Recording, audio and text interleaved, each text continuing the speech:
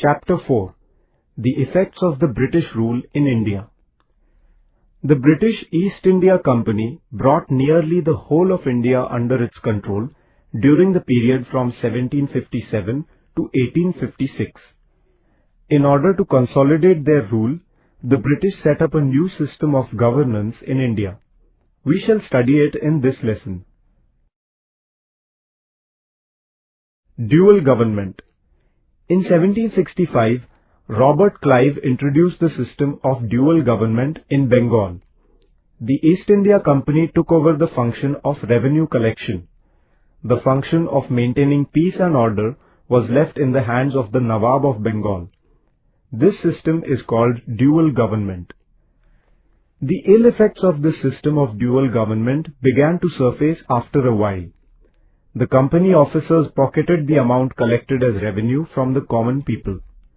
Many British merchants were envious of the East India Company as it had been granted the monopoly of trade with India. There was a lot of criticism in England against the governance of India by the East India Company. The British Parliament, therefore, passed certain important acts to regulate the company's administration in India. Acts passed by Parliament. According to the Regulating Act of 1773, the Governor of Bengal was raised to the position of Governor-General. The Governor-General was given controlling powers over the policies of the Bombay, Mumbai and Madras presidencies. A 4-member committee was appointed to assist the Governor-General. Pitt's India Act was passed in 1784. According to it, a permanent board of control was instituted to regulate the company's administration in India. The board was authorized to issue directives regarding the governance of India to the company. In 1813, 1833 and 1853, British Parliament passed acts introducing changes in the governance of the company. In this way, the British government established its indirect control over the administration of the company. With the advent of the British power, a new administrative system was set up in India. The civil service, the military, the police force and the judiciary were the main pillars of the British administration in India. The civil service. In order to consolidate their rule in India, the British needed to organize the civil services. Lord Cornwallis organized the civil service system. It became an important organ of the British administration. He laid down a rule that a civil servant should not be engaged in private trade. In order to ensure this, he raised the salaries of the company's officers. For the convenience of administration, the territory under the control of the British was divided into districts. The collector was the head of the district administration. Revenue collection, administration of justice, and the maintenance of peace and order were his responsibilities. Officers were recruited to the Indian civil services through a competitive examination.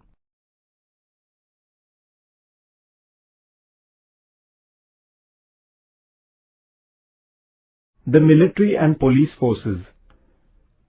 The military was to protect the Indian territories under the control of the British, to secure new ones, and to quell any uprisings in India against the British.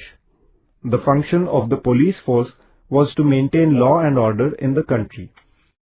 The British introduced a new judicial system in India based on the one in England. Each district had a civil court for conducting civil cases and a criminal court for trying criminal cases. High courts were established to review the judgments delivered by these district courts. Equality before law. Previously, there were different laws in different regions of India. While dispensing justice, differentiation was made in accordance with the caste. The Indian Law Commission, established under the chairmanship of Lord Macaulay, codified laws. These codified laws were applied uniformly all over India. The British established the principle of common law. But the new judicial system was not without its faults. Under it, there were separate laws for Europeans and separate courts for their trials. Common people did not understand the new laws. For them, justice was very expensive. The trials continued for years together. Economic policies of the British. India had been subjected to foreign aggressions since ancient times. Many of these aggressors settled in India permanently. They assimilated the Indian culture. Although they ruled here, they did not introduce any fundamental changes in the economy of India. This was not the case with the British. England was a modern country. As a result of the Industrial Revolution, capitalist economy prevailed in England. In India too, the British brought in an economic system to nurture that economy. This resulted in financial gains for England, but Indians were subjected to economic exploitation. Land revenue policy. Before the beginning of the British rule, the village economy in India was self-sufficient. All the needs of the villagers were fulfilled locally with the help of agriculture and other industries. Land revenue was the chief source of income of the state. During the period before the British rule, land revenue was assessed according to the condition of crop. If the crop failed, the land revenue was waived. The revenue was collected mainly in the form of grains. Even if there was a delay on the part of the peasants, their land was not confiscated. In order to increase the revenue, the British made some important changes in the revenue system. They measured the land and fixed the revenue on the basis of the area. They made it compulsory for the peasants to pay land revenue in cash at a fixed time. They made a rule that failure to pay land revenue in time would result in the land being confiscated. The system that the British used to collect land revenue differed from region to region in India. Peasants were exploited everywhere in India. Effects of the new land revenue system. The new land revenue system adversely affected the rural life in India.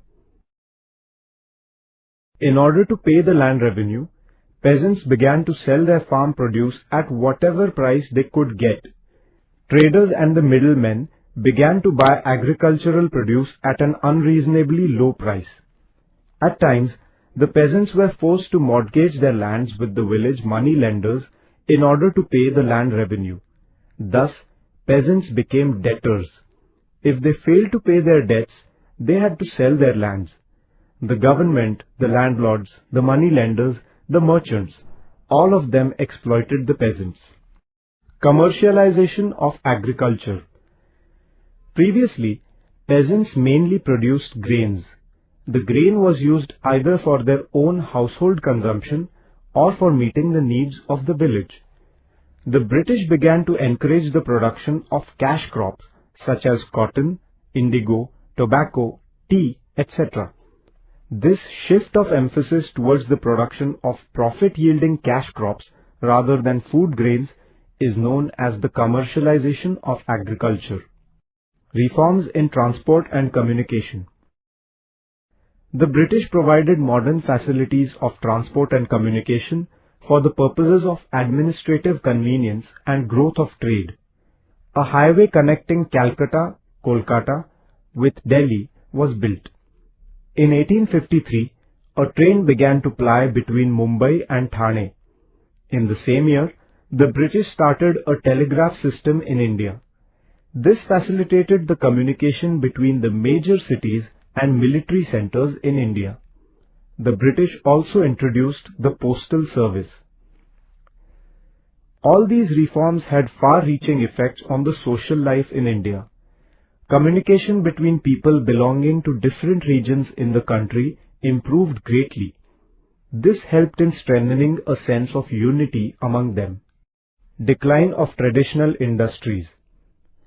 The British government used to levy heavy duties on goods exported from India to England. On the other hand, the duty on goods imported into India from England was far too less. The goods coming from England were factory-made and therefore They could be produced there on a large scale and at a low price. The Indian artisans found it difficult to compete with these inexpensive goods. As a result, some of the industries in India had to be closed down. Many of the Indian artisans lost their livelihood. Growth of new industries in India. Indian entrepreneurs could not come forward in large numbers because of the lack of government support, lack of capital, and of experience of management. But there were some Indians who overcame these difficulties and succeeded in laying the foundation of Indian industries. Gawasji Nanabhoy started the first cotton textile mill in Mumbai in 1853. The first jute mill was started in 1855 at Rishra in Bengal. Jamshedji Tata established Tata Iron and Steel Company's steel producing plant at Jamshedpur in 1907. Gradually, coal, metal, sugar, cement and chemical industries were also started in India. Social and cultural impact. In the 19th century, a new age had dawned in Europe based on the values of humanism, rationalism, democracy, nationalism and liberalism. It was but natural that these changes in Europe would evoke some echoes in India. In order to run the administration, the British wanted to get acquainted with the Indian society. For this purpose, they started studying the Indian traditions, history, literature, arts, music, and even the local flora and fauna. Sir William Jones, a British officer, founded the Asiatic Society of Bengal in Kolkata in 1784. Max Muller, a profound German thinker, was a great scholar of the religions, languages, and history of India. The examples set by these people made the newly educated Indians aware that they, too, should study their own religion, history, and tradition. The English enacted many laws in India. Lord Bentinck passed an act in 1829 prohibiting the practice of sati. In 1856, Lord Dalhousie passed an act allowing widow remarriage. These acts were complementary to social reforms. In order to run the administration, the British were in need of Indians who had received British education. In 1835, on the recommendations of Lord Macaulay, Western education was introduced in India. Through the new system of education, Indians were introduced to new Western ideas, modern reforms, science and technology. Universities were established at Mumbai, Madras, Chennai, and Kolkata in 1857. The middle class which received Western education led the social renaissance movement in India.